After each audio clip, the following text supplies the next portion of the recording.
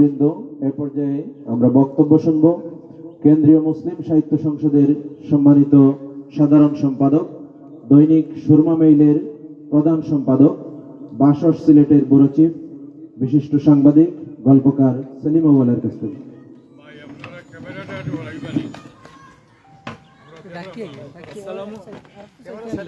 আসসালামু আলাইকুম। আজকে সবার সম্মানিত সভাপতি, সম্মানিত এলাকাবাসী, আমরা অত্যন্ত আনন্দের সাথে জানাচ্ছি 2000 সালে আমরা শেকড়ের সন্ধানে অভিযাত্রা শুরু করেছিলাম। আমাদের মূল লক্ষ্যই ছিল যে আমরা আপাতত অন্তত সিলেট জেলায় বা বৃহত্তর সিলেটে আমাদের যে সকল গুণী মানুষ আছেন তাদেরকে পরিচয় করিয়ে দেওয়া। ঠিক এরই ধারাবাহিকতায় বেশ কিছুদিন গ্যাপ ছিল, আবার আমরা এবার 8ম শেকড়ের সন্ধানে অভিযাত্রা করেছি। ইব্রাহিম তসনার স্মৃতিধন্য কানাইঘাটে আমরা এসেছি। তো এখানে যে জিনিসটা আপনারা লক্ষ্য করেছেন যে ইব্রাহিম তসনা কি কাজটা করেছিলেন, তিনি একটি সাংস্কৃতিক বিপ্লব করেছিলেন। একটি কথা আছে যে দেহ তোমার অধীন বটে, মন যে চির স্বাধীন রয়। শরীরকে নিয়ন্ত্রণ করা যায় কিন্তু মনকে নিয়ন্ত্রণ করা যায় না।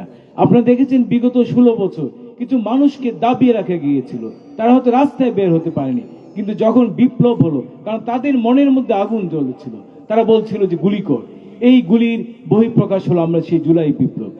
এজন্যই সবচেয়ে জরুরি হচ্ছে যে আমাদের সাংস্কৃতিক আধিপত্য প্রয়োজন, সাংস্কৃতিকভাবে মানুষকে নিয়ন্ত্রণ করা, এবং এই কাজটাই ইব্রাহিম তসনা করেছিলেন।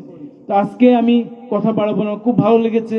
আমি সরোয়ার ফারুককে ধন্যবাদ জানাচ্ছি, তিনি খুব ভালো আমাদেরকে আপ্যায়ন করেছেন। তার চেয়ে বেশি যে কম সময়ে সুন্দরভাবে ইব্রাহিম তসনাকে আমাদের সামনে তুলে ধরেছেন।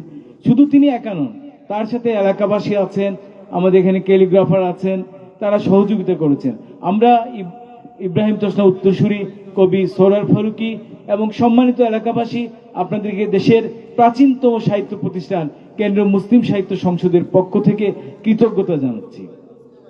আজকে এখানে আমাদের উপস্থাপক অনেককে পরিচয় করিয়ে দিয়েছেন, কিন্তু এখানে যারা এসেছেন, এখানে মাদ্রাসার শিক্ষক আছেন, কলেজের শিক্ষক, ডাক্তার, প্রিন্সিপাল, আইনজীবী, নানা পেশার মানুষ এসেছেন।